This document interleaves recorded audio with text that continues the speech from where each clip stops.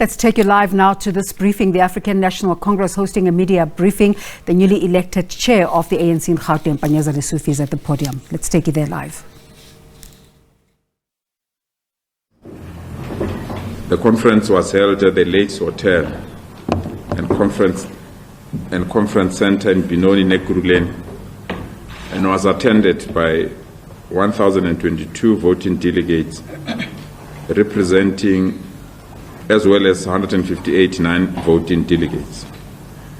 Amongst the non-voting delegates, we invited our allies, the South African Communist Party and COSATU, as well as representatives from the regional fraternity, business, and other civil organizations. The conference met under the theme, Reasserting the Vision of the Freedom Charter in the Year of Unity and Renewal to defend the advance of South Africa's democratic gains. So, Chair,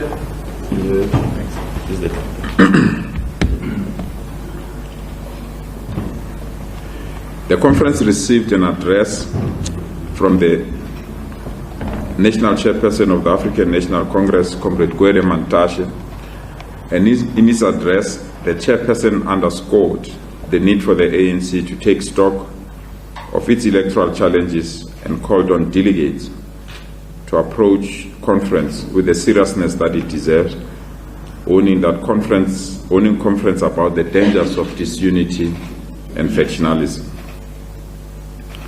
The conference also received the provincial chairperson's address from the outgone ANC provincial chairperson, Comrade David Makura. Comrade Makura's detailed address was wide-ranging. It covered the challenges faced by the ANC and the need to keep a close eye, and also our relationship with our people. It also took stock of extensive work of government in the province and served as a mechanism to report and account on the achievements and challenges that the Gauteng provincial government faces. He called the attention of conference to key developments in the world, which he referred to as megatrends. Amongst these are the crisis of inequality, climate change, governance, in particular the challenge of neoliberalism. He called for the reassertion and the reclamation of the role of the state, whose centrality is magnified by the multiple crises that the world is faced with today. The conference also received an organizational report from the previous provincial secretary, Comrade Jacob Gawi.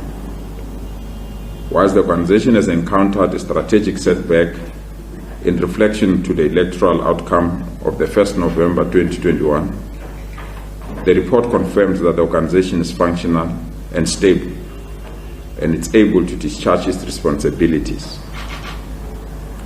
However, there remains a need to strengthen the capacity of the organization to oversee and shape the work of government, as well as to keep its employees accountable. Conference also received the Treasury's report, and the report paints a picture of an organization whose finances are healthy and whose financial administration is inconsistent with what is happening across the globe in terms of the state of the economy and other related matters. But our financial report, the financial report that we received from our auditors, stated that we have an unqualified audit, which is very good if you take into consideration the difficult fundraising community that we find ourselves in. The conference also elected new provincial officials as follows.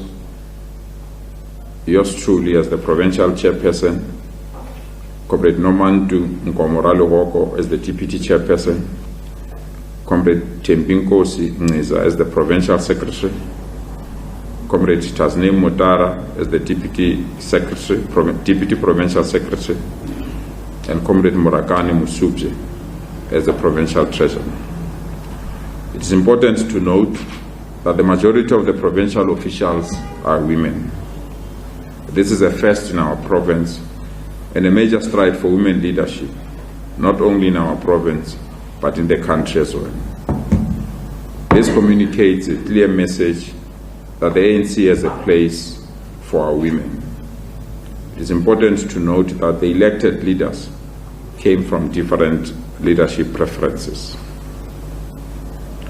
The conference adopted a motion for our preparation for the National Policy Conference in July 2022, and the conference resolved to adjourn its work to reconvene in 2 weeks' time, that is on the 9th and 10th of July, to conclude the businesses of the provincial conference. This is very important.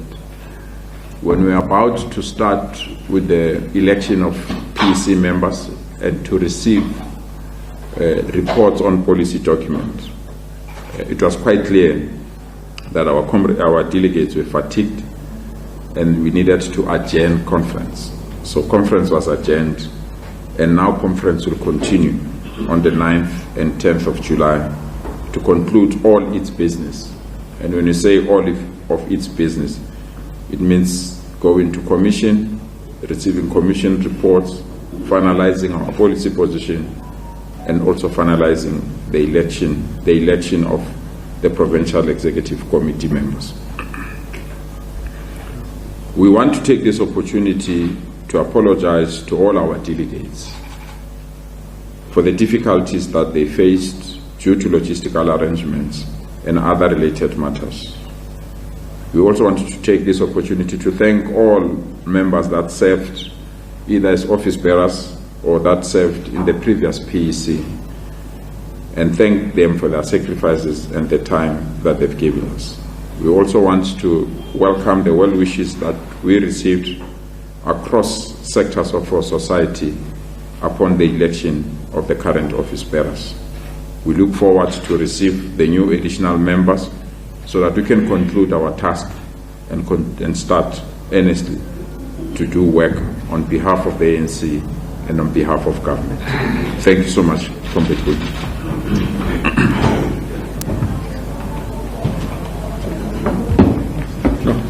Thanks, Provincial Chair, Comrade Panyaza Lesufi.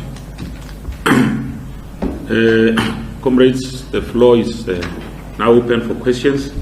And maybe just to confirm that the ANC DIP here at headquarters, between now and when they conclude the election of the additional members, will be assisting the province with communications.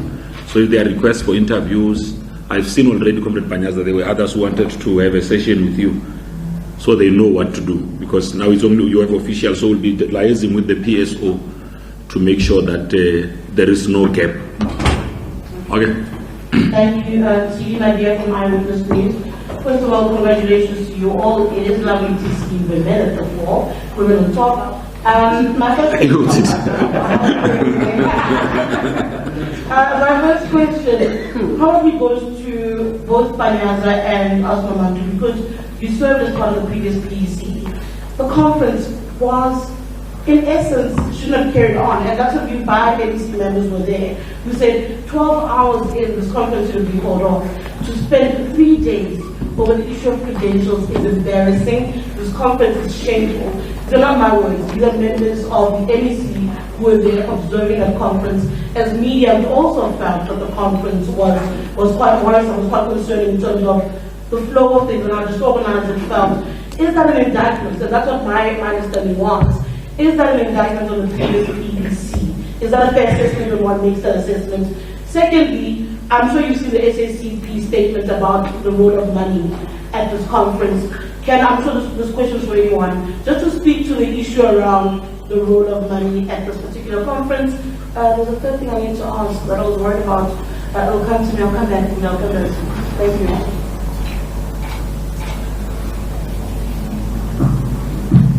From Power News. I think this one will go to the overall leadership, whoever will want to take it. The issue of 2 centers of power going into an election is a contentious one and a very critical one. And seeing at the volatility of the province, How do you plan to address this, seeing that the ambition would be to want to gain a substantial majority? How do you plan to address the issues of two centers of power going into the very important election in 2024? Thank you. So what do you mean when you talk two centers of power? I think it's obvious, Kule. Take my... the two centers of power, and I omitted the word so-called two centers of power. You've got an administration that is led by someone who was a provincial chairperson. You've got a new provincial chairperson. How do you bridge that gap to make sure that going into the elective conference, there is no misalignment along those lines? I think it's much more clearer. If not, I'm more than that's fine. To elaborate. That's okay. Thank you. It's Natasha Perry here from SABC News. Congratulations to the top 5. I just want to know, just dwelling on T's question, are you not concerned that conference was so chaotic? And I mean, we heard the former chair, David Makura, saying that such conferences shouldn't be about electing leadership only, but I mean, that's what we saw. Also, the issue of the quarantine votes, have you spoken about that? When will this issue be solved? To Mr. Chike Meza, Baba, you're now elected as provincial secretary. What happens to your role in the region? And then lastly, in terms of the organizational report, it stated that the loss of the polls is a lesson that the ANC must not operate far from the people, and that people were angry with the ANC and are punishing the movement. How will this leadership collective ensure that they fix the trust deficits between the ANC and the province and the citizens? Thank you. Treaty Jones from ANC. We're only taking one round so that... I'm just remembering my question. That's not my hand up here. Treaty Jones from ANC. I mean, let me just to firstly say, Gauteng is seen as the economic hub of the country and Africa. But there's a concern around business operations with the continuous load shedding in the province. I just wanted to know, firstly, what role will the new leadership play in addressing this? And do you agree that this is a national crisis, particularly hearing updates that we could be heading into stage 6 load shedding today as well? And then maybe secondly, with major losses in the metros and a slight marching victory in 2019, what chances do you stand, especially in terms of regaining voters' confidence? And I mean, when the former chair delivered the political organizational report, he did say that most of your voters will be led to opposition parties such as Action SA. So is there a strategic plan to regain all of that? That's all I got for now. Thanks. Kotato Madisa at the Sunday Times. The ANC in Gauteng has been on a steady decline in terms of the electorate since, I think, the past 6 elections. We've had 3 national and provincial and 3 local since, I think, 2011. Do you guys believe that you will be able to, that this collective that has been elected will be able to arrest that electoral decline? And I mean, you failed to even get to a point where you discussed commissions. Does it not say something about does it inspire confidence rather that people can still, do you think people can still come back and go for the ANC? You see, we elect leadership that leads for 4 years, and we thought we can only do it in 3 days. We've tried to address this point.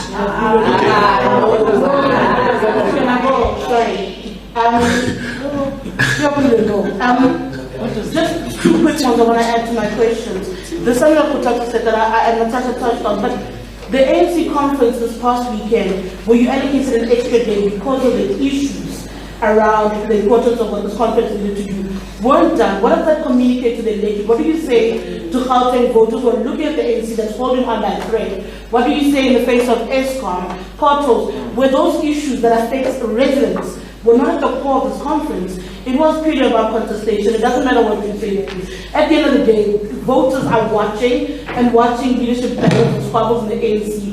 And in Gauteng, it felt like the delegates gathered were not alive to that factor at all. And then just that question that, speaking to what Guy was saying, I think on my end, simply said, should David Makuda finish his term of office, or is it important for you as the new leaders that somebody comes in and the electorate gets used to that person already? Should he finish the year as Premier of Gauteng? Thank you. From Business Daily. My question is directed to the newly elected chairperson. I want to find out if you sort of like sat down with the media to sort of like find out when you will be stepping down for you, because we called Business Day recently that he will be stepping down to make way for whoever is elected to take over to basically prepare the ground for 2024. So have you sort of like had those discussions with him? If not, you know when that may be taking place? The conference just finished yesterday. Bahadia from Newsroom Africa. You will come after Bahadia, will be the last one. Okay, that's good. Okay, I can see just yourselves as officials that have been elected now. Will you be dealing with the quarantine votes, or will you be waiting for the whole PEC to be elected before you deal with that particular issue of Equal of course, and how it came to effect, affect this particular conference that you come into? Just as well as a reiteration from what he was talking about. 3 days you still failed to conclude your business. You're going to be concluding the next 2 weeks. Is there anything that has to say now about 2024 that you will be even failing to organize yourselves to at least go and get that 50 plus 1%? So currently, you are leading by grace.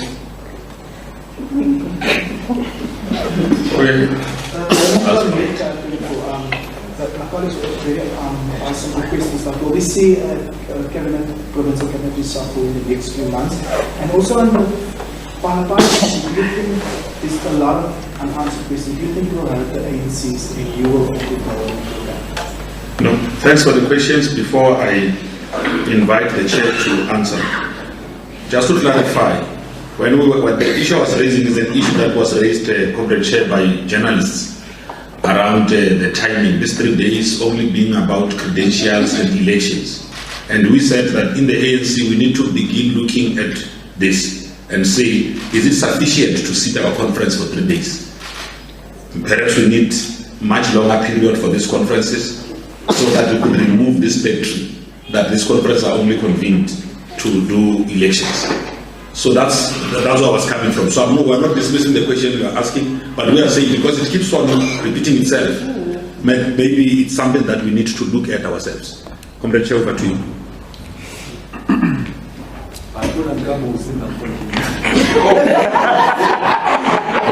You can answer. Okay, can I show? I'm only the tobacco, SABC News.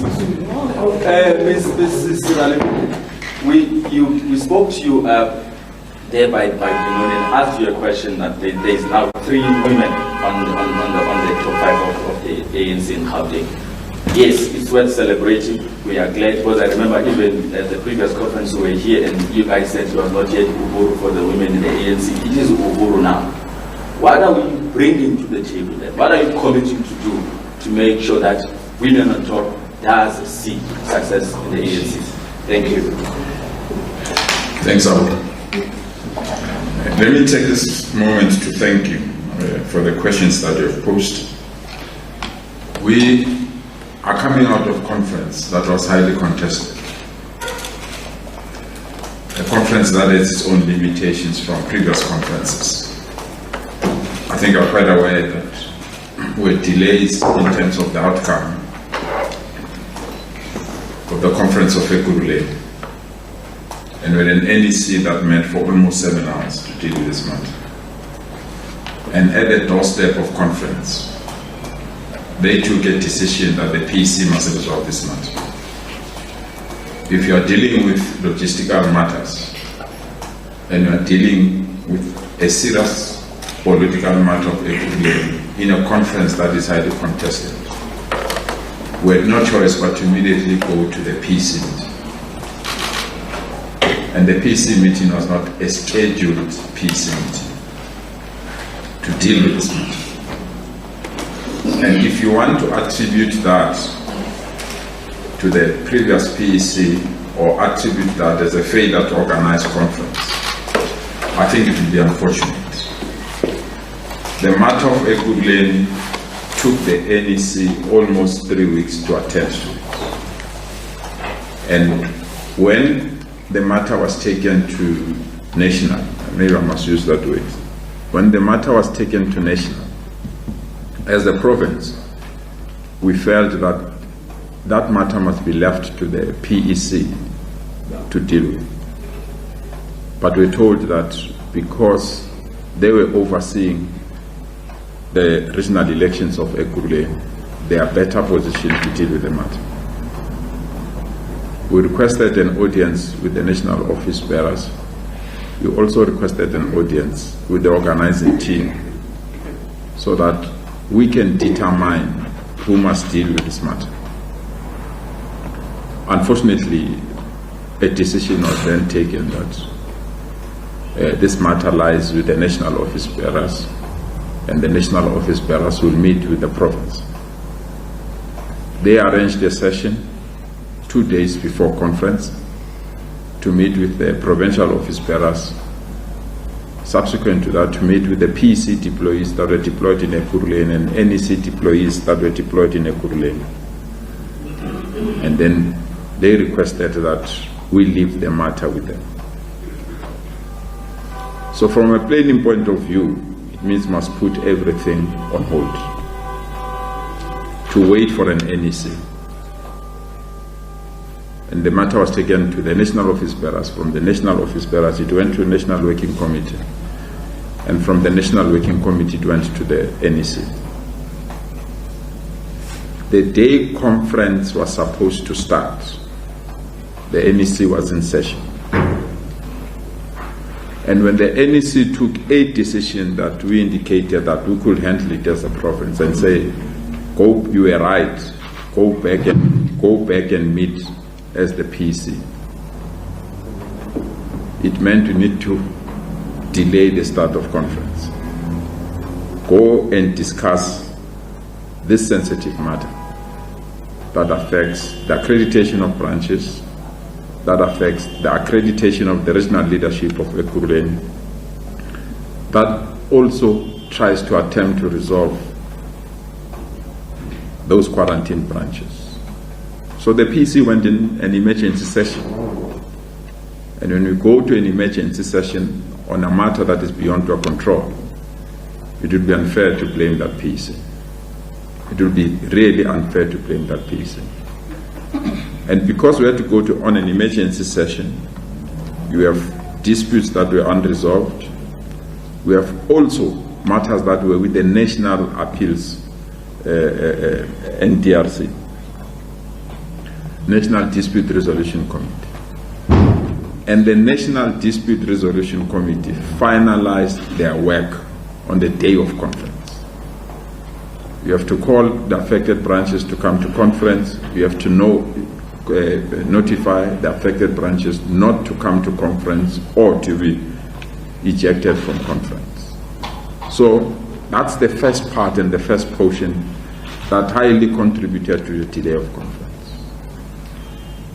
But it will be disingenuous as well that you don't accept that there were serious logistical problems or challenges, especially at the level of accommodation, where some delegates removed the keys that were allocated to other delegates for other ulterior motives. We resolved that matter as the PC then, that those people must be disciplined, and there was a disciplinary hearing that was taking place at conference. We also have the issues related to transport and the issue related to catering, and in some instances delay in printing some of the conference documents. And all these things contributed to a conference that was delayed. Chaotic, shambolic, definitely no. Definitely no. And if you are going to define our conference as shambolic or a conference that could not conclude its work. We'll explain later in terms of that part. Remember, there were some delegates as well, and this is because of lessons that we've learned from other conferences. There were some delegates that raised the heavy-handedness of the law enforcement agencies at conference. And the PC had to apply its mind on that matter. But remember, it was a conference of the ANC, but there are some people that have high profile in terms if they're invited to come and address. So their security is managed differently from our own security. So on the basis of that, there were also delays related to the security arrangements. And I'm hopeful that I've managed to clarify that aspect. The major key point that the ANC must attend to and resolve, it is how we discuss credentials and how we deal with disputes and how we resolve matters related to appeals. And I must be honest with you, the current system that is used by the ANC, the membership system, has taken out 80% of our previous problems. The current system is working very well, functional, it assists us a lot. It's just the process of verification, the process of dispute, the process of appeal, which are outside that system, that are affecting the African National Congress. So as we continue with conference, we will deposit our ideas on this matter, and I think that we'll be in a position to resolve those issues. We also had people that had to go to court to try to stop conference. When you have such behavior, definitely you have to wait and get legal advice. You can't just say the matter is in court, we are continuing regardless, or you strategically get the legal advice and we advise that we should proceed. So it also affected the start of conference. See, the statement of the SACP, I'm not sure if members have seen it yet. I've seen it. The SACP is part of this conference. They are part of our allies. So I will really request that they contribute in conference. They are raising important issues that I fully agree with them. But if you are part of a process, you can't step out of that process and point fingers to the same process that you are part. Contribute to it. Worst of you are our allies as well.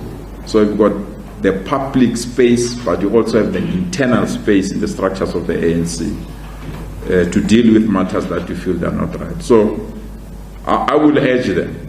They're raising critical matters. I think they're raising matters that the ANC must also pronounce itself on it. So, but let's not put it in the public space when you are part of a process that is still on.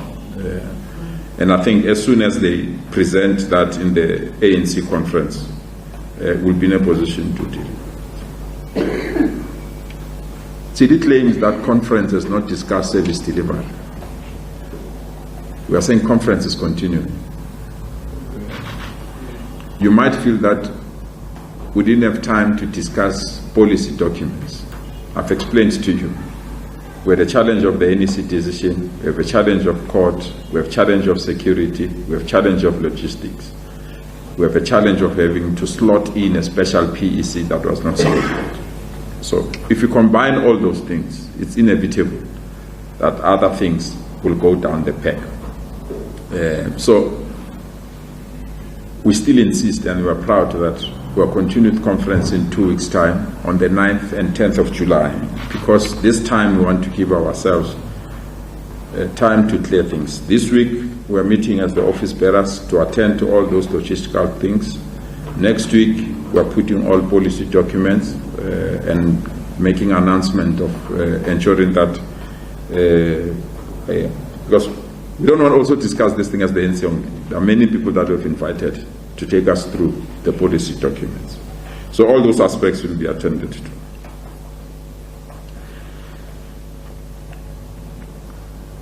two centers of power. There's only one center in the ANC, and that center is the African National Congress. We don't have two centers of power. And there's nothing wrong if you have a premier who's not a chairperson. So Comrade David himself was a premier while Comrade Paul Mashatile was the chairperson of the ANC. Actually, it went even beyond that. Comrade Mashatile was an MEC in a cabinet of Comrade Premier when he was the chairperson. So it does not create confusion that is not there. And I want to state it here. Comrade David. The newly elected chairperson of the ANC in Gauteng, Panyaza Lesufi, giving a media update, just reconfirming those positions that were announced at the weekend, but also going into some of the challenges that they've been experiencing. Natasha Piri is on that story, and she'll give us further detail later. Let's take it